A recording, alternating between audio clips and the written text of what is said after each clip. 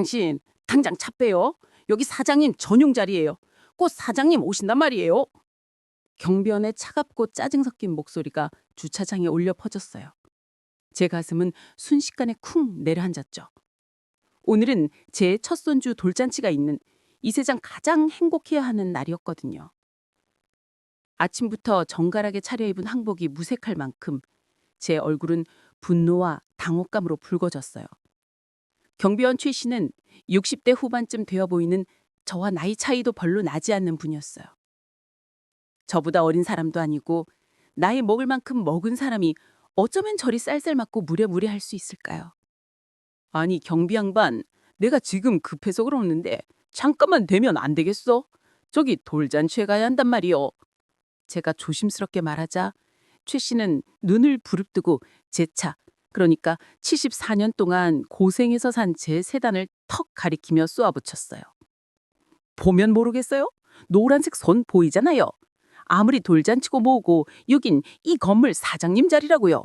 당신 같은 사람이 잠깐 되는 바람에 사장님 중요한 스케줄 틀어주면 당신이 책임질 거야. 어서 차 빼요.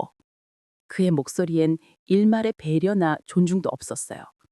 마치 제가 아무렇게나 구는 사람이라도 되는 것처럼요. 저는 울컥 치밀어 오르는 서러움을 꾹 참고 운전석 창문을 내렸어요. 아니, 나는 돈 내고 주차하려는 손님인데 너무하신 거 아니요? 당신도 나이가 있으니 말 좀 곱게 합시다. 제가 이 말을 했을 때 최 씨는 비웃는 듯한 표정으로 콧방귀를 뀌었어요. 내가 손님 가릴 처지예요? 이 빌딩에서 내가 밥 먹고 사는 걸 알면 그런 소리 못할 텐데 사장님 말씀이 곧 법인데 내가 왜 당신 비위 맞춰줘야 해요? 어서 빼라고요. 그 순간 저는 제 인생이 송두리째 무시당하는 기분을 느꼈어요. 70평생 남에게 아쉬운 소리 안 하고 살았는데 오늘 이깟 주차 때문에 이런 굴욕을 당해야 한다니. 결국 저는 분함을 사귀며 시동을 걸 수밖에 없었어요. 하지만 차를 빼는 그 순간까지도 최 씨는 제 차 뒤에 딱 붙어서서 저를 감시하듯 노려보고 있었죠. 저는 두고 보자. 내가 이대로 넘어갈 줄 알고 하는 마음으로 주차장을 벗어났어요. 그리고 약 50m쯤 떨어진 구석진 곳에 겨우 차를 대고 잔뜩 굳은 표정으로 건물로 돌아왔어요. 아휴. 그때 저 멀리서 최 씨가 누군가를 향해 달려가며 다급하게 소리치는 모습이 제 눈에 들어왔어요. 그는 땀을 뻘뻘 흘리며 소리쳤어요. 이봐! 사장님 온다잖아! 내가 아까 그 차 때문에 얼마나 시겁했는데. 대체 이 경비원에게 그 사장님이라는 존재가 어떤 의미이길래 이렇게까지 사람을 무시하며 필사적으로 막는 걸까요? 이 의문이 제 머릿속을 떠나지 않았어요. 지금 무료 구독 버튼 눌러주세요. 안녕하세요. 저는 70세 은퇴한 회사원입니다. 이름은 말하지 않을게요. 그냥 평범한 아버지이자 할아버지라고만 알아주세요. 저는 30년 넘게 작은 제조업 회사에서 성실하게 일했어요. 이악 물고 일해서 자식들 공부시키고 45평짜리 아파트도 제 손으로 마련했죠. 누구에게도 부끄럽지 않게 떳떳하게 살아왔다고 자부해요. 3년 전에 정년퇴직을 했지만 퇴직금 덕분에 노후 걱정은 크게 없었어요. 제 삶은 항상 평온하고 안정적이었어요. 아들 내외도 착하고 며느리도 저한테 잘했고요. 특히 아내와 함께 작은 텃밭 가꾸는 재미로 하루하루를 보냈어요. 그런데 오늘은 특별한 날이었어요. 제 첫 손주, 은서의 돌잔치가 있는 날이었거든요. 아들이 몇 년 만에 어렵게 얻은 귀한 아이예요.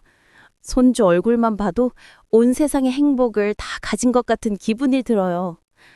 아내가 정성껏 준비한 한복을 곱게 차려입고 젊은 시절 제가 가장 아꼈던 지금은 잘 타지 않는 세단을 오랜만에 몰고 나섰죠. 오늘은 꼭 안전운전해서 잔치 잘 끝내고 와야지 하고 마음속으로 수없이 다짐했어요. 돌잔치 장소인 이 상가 건물에 도착했을 때만 해도 제 마음은 기대와 희망으로 가득했어요. 손주를 안을 생각에 가슴이 벅차 올랐거든요. 하지만 바로 그때 눈앞에 그 경비원을 만나면서 제 행복했던 감정은 산산조각 났어요. 경비 양반, 나도 알아요. 사장님 전용 자리는 함부로 대면 안 되는 거. 하지만 내가 지금 급해서 그래. 잠시만 대고 바로 나갈게요. 오늘 손주 돌잔치라. 제가 아무리 사정하듯이 말해도 최 씨는 단호했어요. 안 됩니다. 어서 빼세요. 그 단호함에 저는 더 이상 말을 이어갈 수 없었어요. 결국 꾸역꾸역 멀리 떨어진 곳에 차를 대고 걸어오면서 저는 분하고 서러운 마음을 감출 수 없었어요. 내가 뭘 잘못했다고 이 나이에 저런 젊은이한테 나이 차이도 얼마 안 나지만 저런 모욕을 당해야 하나 하는 생각에 눈물이 핑 돌았어요. 나이가 들면 존중받아야 한다고 생각했는데 현실은 그렇지 않더군요. 돈과 권력이 없으면 무시당하는 세상이라는 것을 다시 한번 깨달았어요. 제가 그 경비원의 사장님이라는 이유만으로 이렇게 투명 인간 취급을 받아야 하는 걸까요? 제 속에서부터 분노의 불덩이가 치솟아 올랐어요. 저는 주차장에서부터 걸어오면서 이대로 물러설 수 없다고 다짐했어요. 돌잔치고 뭐고 일단 이 굴로부터 씻어내야겠다는 생각이 머릿속을 지배했어요. 그때 저는 건물 입구에서 결정적인 광경을 목격하게 됩니다. 제 하루는 은퇴 후에도 마치 시계 톱니바퀴처럼 똑같았어요. 새벽 5시 30분에 일어나면 제일 먼저 마당에 작은 텃밭에 나가서 물을 주고 잡초를 뽑았죠. 70세가 되었어도 몸은 아직 정정하다고 자부했어요. 오전 8시 정각에는 아내가 차려준 아침을 먹고 9시부터 11시까지는 주로 서재에서 신문을 읽거나 책을 봤어요. 남는 시간에는 아파트 경로당에 가서 친구들과 바둑 한 판 드는 게 일상의 낙이었죠. 오후 1시에는 아내와 함께 동네 공원을 산책했고 저녁 6시 정각에는 온 가족이 모여 밥을 먹었어요. 아들이 결혼한 후에는 두 식구는 조용히 밥을 먹었지만요. 제 일상에는 예측 가능한 평온함이 있었어요. 하지만 그날 그 경비원과의 짧고 격렬한 대립 이후 제 일상의 패턴은 완전히 깨지고 말았어요. 돌잔치 내내 저는 웃을 수가 없었어요. 손주가 절 보며 웃어도 며느리가 고맙다고 인사해도 제 머릿속은 온통 경비원 최 씨와 사장님에 대한 생각으로 가득했어요. 대체 그 사장이라는 사람이 얼마나 대단한 사람이길래 경비원이 저렇게까지 할까? 그 사장이 오면 내가 당한 일을 따져 물어야 하나? 분노와 복수심이 제 행복한 순간을 잠식해 들어왔어요. 돌잔치가 끝난 후 저는 복잡한 감정을 안고 다시 주차장으로 향했어요. 아까 차를 댔던 곳으로 가보니 제 차 앞에는 아까 최 씨가 필사적으로 지키던 그 노란색 선이 그어진 사장님 전용 주차 공간이 텅 비어 있는 거예요.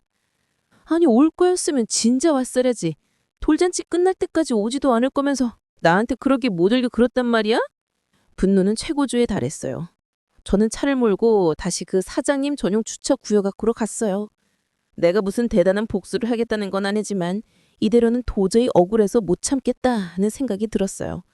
저는 차를 멈추고 다시 한번 주차장 주변을 살펴봤어요. 혹시 최 씨가 있을까 봐요. 그 순간 저 멀리 경비실에서 최 씨가 급하게 뛰어나오는 모습이 보였어요. 어이, 거기 어르신! 또 왜 오셨어요? 차 안 빼요? 최 씨는 저를 보자마자 잔뜩 경계하는 표정으로 달려왔어요. 그의 얼굴에는 땀과 긴장감이 역력했어요. 경비 양반, 당신 아까 나한테 너무했어. 사장님은 코빼기도 안 보이는데 왜 사람을 그렇게 무시하는 거요? 제가 따지자 최 씨는 숨을 헐떡거리며 대답했어요. 아이고, 미치겠네. 사장님은 곧 오신단 말이에요. 벌써 15분이나 대기하고 계신다고요. 어서 채 빼세요. 내 때문에 일 그르치는 내 목이 달아난다고요. 채 씨는 거의 울먹이는 듯한 표정이었어요. 그의 절박한 모습을 보니 저도 모르게 잠시 분노가 누그러지는 듯 했어요. 저 사람도 가족의 생계 때문에 저러는 거겠지 하는 인간적인 동정심이 아주 잠깐 스쳤거든요. 제가 젊은 시절 회사를 다닐 때도 저보다 나이 많으신 분들에게 무리한 지시를 내려야 할 때가 있었어요. 그럴 때마다 나도 먹고 살려고 이 악물고 한다 는 생각으로 버텼던 기억이 났죠.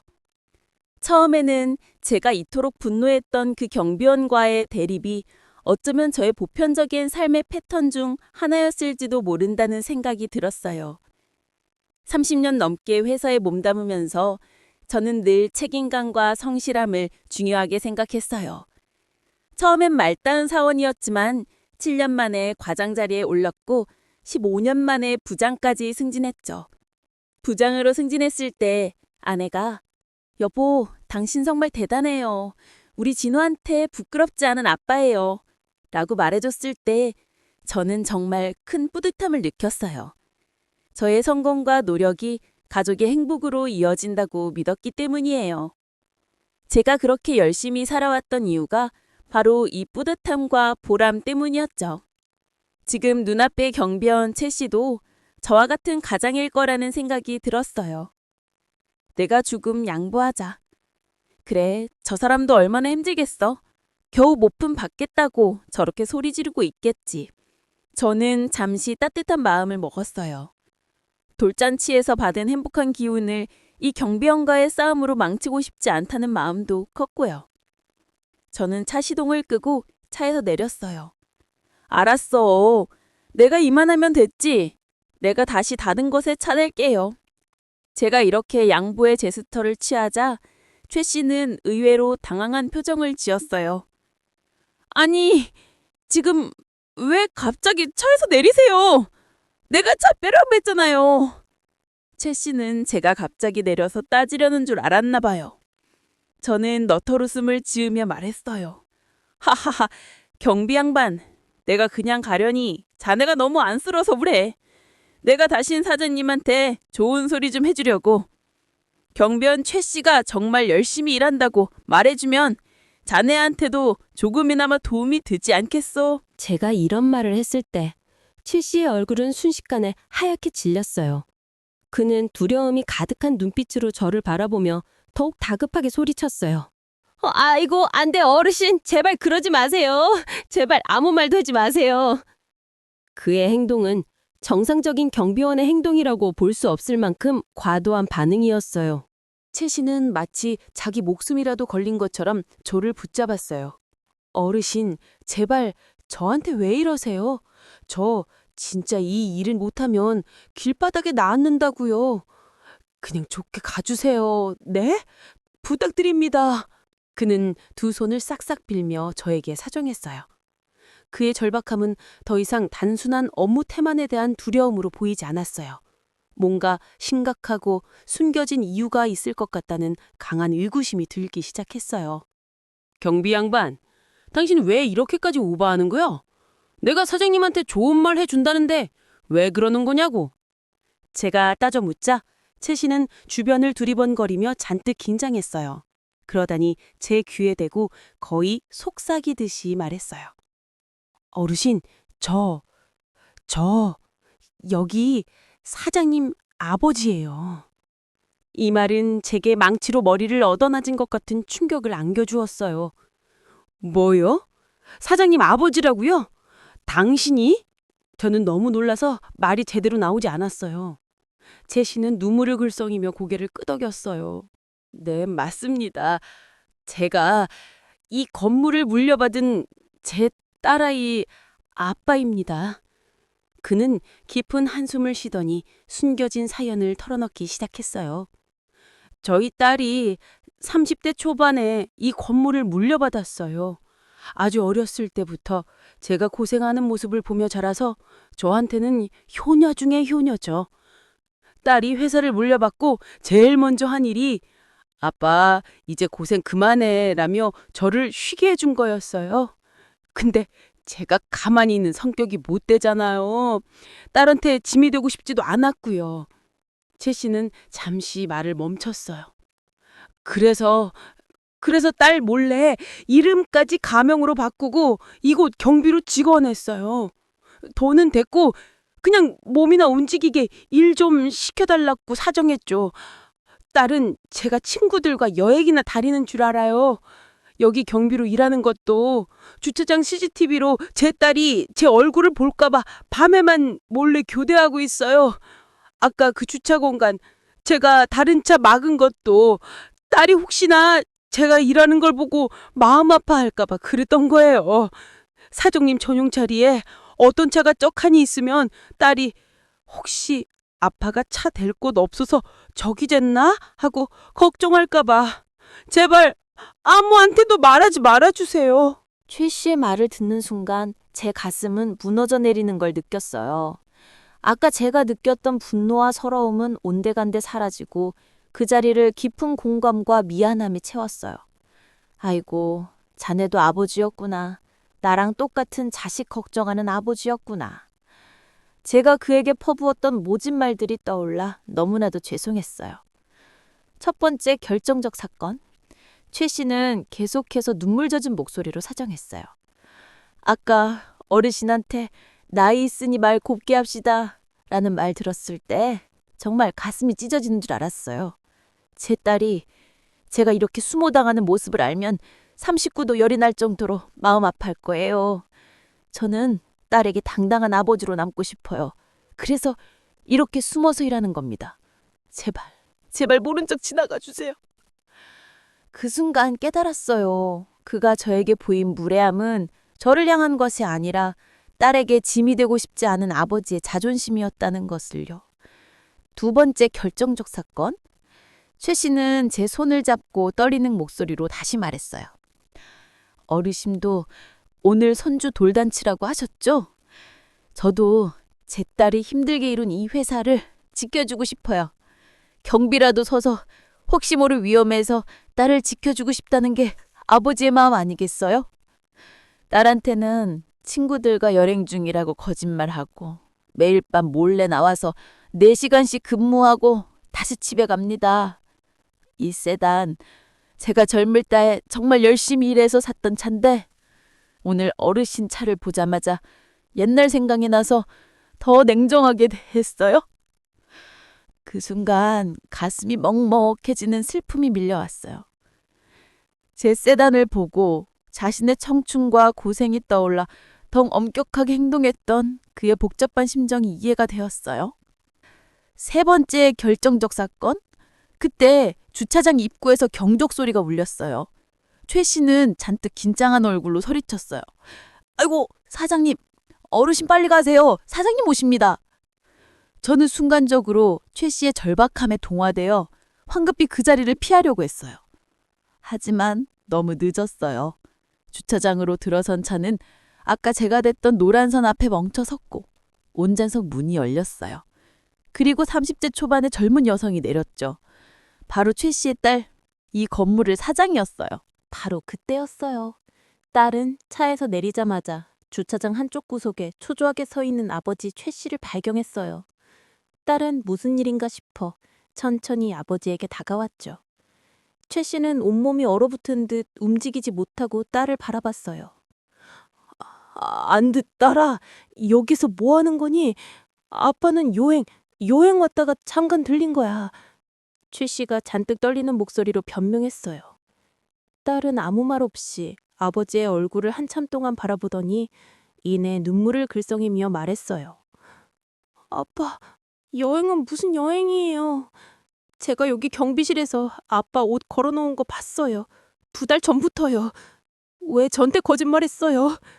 아빠, 왜 경비 일을 하세요? 제가 아빠 고생하시는 모습 보기 싫어서 이 회사 물려받은 거잖아요. 딸은 서럽게 울기 시작했어요. 최 씨는 딸의 말에 결국 참았던 울음을 터뜨렸어요. 딸아, 미안하다. 아빠도 남자인데 가만히 있을 수가 없었다. 네가 힘들게 일군 회사인데 아빠라도 지켜주고 싶었어. 그리고 네가 준 돈, 그거 아빠한테는 용돈이지 일해서 버는 돈이 아니잖니. 아빠는 내 짐이 되고 싶지 않았다.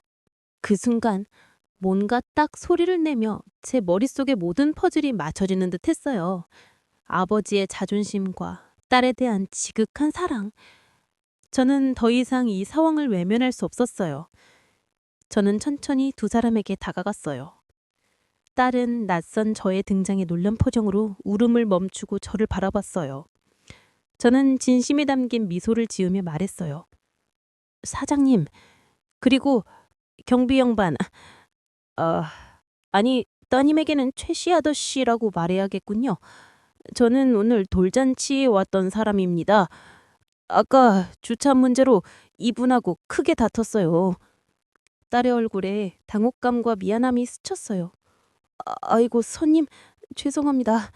아버지가 제가 알았으면. 제가 딸의 말을 끊었어요. 괜찮습니다. 제가 오히려 죄송해요. 방금 이분, 아니, 최 씨 아저씨의 사정을 다 들었습니다. 사장님, 아버지의 마음은 늘 자식에게 짐이 되고 싶지 않은 법입니다. 저도 오늘 손주 돌잔치에 온 아버지입니다. 저 세단, 이 아저씨가 젊은 날 열심히 일해서 산 차와 같은 차라고 하더군요. 아저씨가 얼마나 가슴 아프게 저를 막았을지 이제야 알았습니다. 저는 최 씨의 어깨를 따뜻하게 감싸 안았어요. 괜찮소, 아저씨. 제가 다 이해합니다. 고생 많으셨소. 최 씨는 제품에 안겨 억눌렀던 울음을 터뜨렸어요. 그 울음소리에는 딸에게 들킨 미안함, 숨겨왔던 고독, 그리고 저에게 이해받은 안도감이 모두 담겨 있었어요. 딸은 아버지와 저를 번갈아 보더니 참았던 눈물을 다시 쏟아냈어요. 아빠! 저한테는 아빠가 일해서 번 돈이든 제가 들인 돈이든 다 똑같아요. 아빠가 건강하게 제 옆에 있어주는 게 저한텐 가장 큰 보람이에요. 두 부녀의 진심 어린 화해의 순간을 지켜보면서 제 마음속 응어리도 눈 녹듯이 사라지는 걸 느꼈어요. 저는 최 씨에게 용기 있는 결심을 하라고 복도다 주었어요. 아저씨, 이제 따님한테 솔직하게 털어놓으세요. 그리고 경비 일은 그만두시고요. 따님이 준 퇴직금으로 좀 쉬세요. 그게 딸에게 가장 큰 기쁨이 될 겁니다. 제 말에 최 씨는 고개를 끄덕였어요. 딸은 저에게 몇 번이나 고개 숙여 감사를 표했어요. 손님, 아니 어르신, 오늘 정말 감사합니다. 어르신 아니었으면 저희 아버지 계속 혼자 힘들어 하셨을 거예요. 그리고 결심했어요. 저는 단순히 이 일의 증인으로 끝나는 것이 아니라 이 두 부녀에게 진정한 도움을 주기로요. 저는 딸에게 제 명함을 건네주었어요. 사장님, 제가 30년 동안 제조업에 몸담으면서 쌓은 인맥이 좀 있습니다. 제가 무료로 고문을 해드리겠습니다. 아버지 대신 제가 주차 관리를 잠깐 맡아볼까요? 저는 농담 섞인 제안을 했지만 딸은 진지하게 받아들였어요. 어르신, 정말 감사합니다. 제가 꼭 연락드리겠습니다. 저는 최 씨에게 마지막 인사를 건넸어요. 아저씨, 이젠 정말 쉬세요. 따님 마음 편하게 해주세요. 저는 오늘 이 돌잔치보다 더 값진 깨달음을 얻고 갑니다. 최 씨는 제 손을 꽉 잡고 놓지 않았어요. 어르신, 제가 아까 했던 행동 평생 잊지 않고 사죄하며 살겠습니다. 감사합니다. 정말 감사합니다. 저는 가벼워진 마음으로 제 세단에 올라탔어요. 더 이상 모시당했다는 분노도 억울함도 없었어요. 대신 따뜻한 이해와 공감이 제 마음을 가득 채웠죠. 제가 주차장을 나설 때 딸과 최 씨는 서로를 부둥켜 안고 행복한 눈물을 흘리고 있었어요. 제가 차를 뺄 때 딸은 환한 미소로 저에게 손을 흔들어 주었어요. 저는 그날 이후 새로운 삶을 살기 시작했어요. 딸, 그러니까 이 회사 사장님은 저에게 실제로 무보수 고문직을 부탁했어요. 저는 매주 한 번 회사에 나가서 제가 가진 경험과 인맥을 아낌없이 나누어 줬죠. 70세의 나이였지만 다시 현역으로 돌아온 것 같은 기분에 매일 아침이 즐겁고 활기찼어요. 최 씨 아저씨도 저를 친형님처럼 대하며 매일 안부 전화를 해왔어요. 형님 덕분에 제가 딸한테 당당하게 쉴 수 있게 됐습니다. 정말 감사합니다. 그의 목소리에는 진정한 행복이 담겨 있었어요. 제가 고문으로 일하게 된 후 최 씨 딸은 주차장에 있던 사장님 전용 노란색 선을 우수고객 주차구역으로 바꿨어요. 딸은 저 노란선 때문에 아빠가 마음 아팠을 생각만 하면 다시는 만들고 싶지 않아요. 라고 말했어요.